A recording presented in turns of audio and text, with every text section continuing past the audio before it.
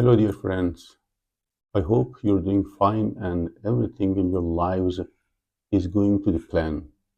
This is our third lesson. You certainly know what we are doing in our classes and what is going to be taught and learned. But for new students, I would like to summarize what we are supposed to do.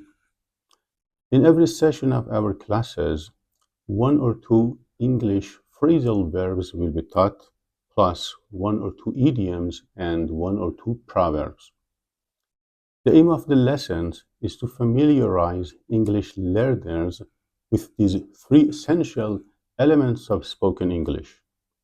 So, if you are among those learners who wish to become fluent in speaking and gain the competence to handle all sorts of oral communications in English, these lessons are for you. Now let's start our third lesson. The phrasal verb which I have selected to teach in this lesson is blow down or blow something down. Blow down can be both transitive and intransitive, composed of two parts.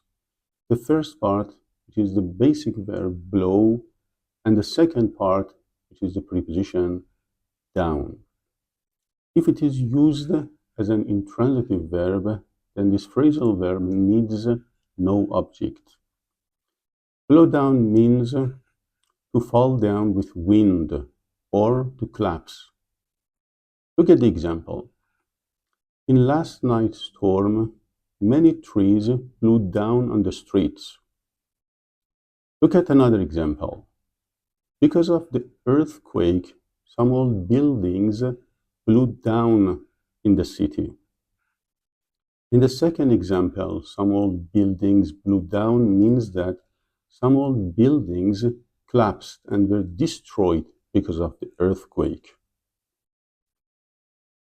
If this phrasal verb is used as a transitive verb, it must have an object.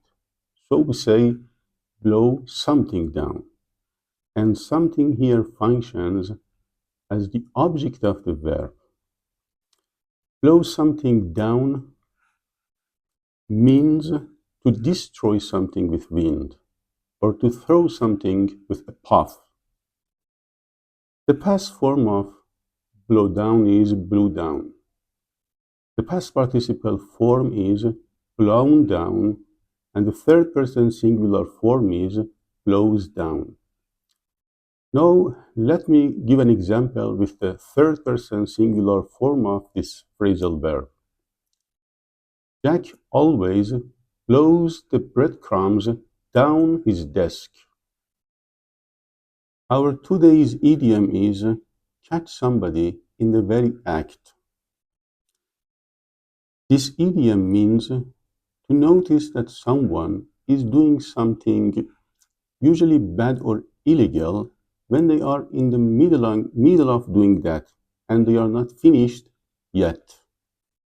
The examples will clarify the meaning of this idiom.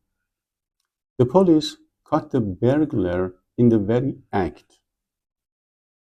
This example means that the police managed to arrest a burglar when he was trying to steal something, not after the act of stealing and reporting it to the police. Now look at another example. Tom's father sometimes catches him in the very act of watching plus 18 videos on his cell phone. Look, we use this idiom here to say that Tom tends to watch videos which are not appropriate for his age on his cell phone stealthily, but sometimes his father accidentally notices that and sees that Tom is watching those illegal videos. Our proverb in this lesson is want the best of both worlds. This proverb is used in a context to refer to a person who is somehow ambitious and wants to benefit from all the opportunities that he or she has, regardless of the limitations that there are, which might force them to sacrifice some of their demands in favor of the others. Such a person cannot actually make choices among available options and want to have them all. Look at the example to know who wants the best of both worlds. The person who is that, Dad, I want to go to college to study psychology. I want to have a full-time job to make money. Besides, I want to become a professional athlete. Dad, are you sure you don't want anything else? I'm glad to hear that you want the best of both worlds.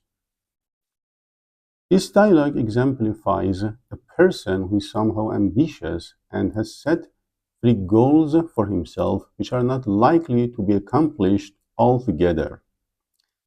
It is clear that a person cannot go to college if they have a full-time job, and they cannot become a professional athlete if they choose to go to college. So this example exemplifies such people who cannot make options among available choices they have. Let's look at another example. A person to his friend. I don't know what I should do with my wife. Her birthday is in 2 weeks. What is the problem?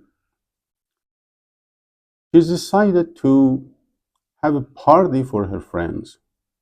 She's also decided to go to a trip, and I know that she expects me to buy her a precious gift. Good for her. She wants the best of both worlds. At the end of our third lesson, I need to mention that I would be happy to help you with your questions about English phrasal verbs, idioms, and proverbs. So do not hesitate to ask if you have any. I would also be happy to know what you think about our lessons and the contexts which are taught.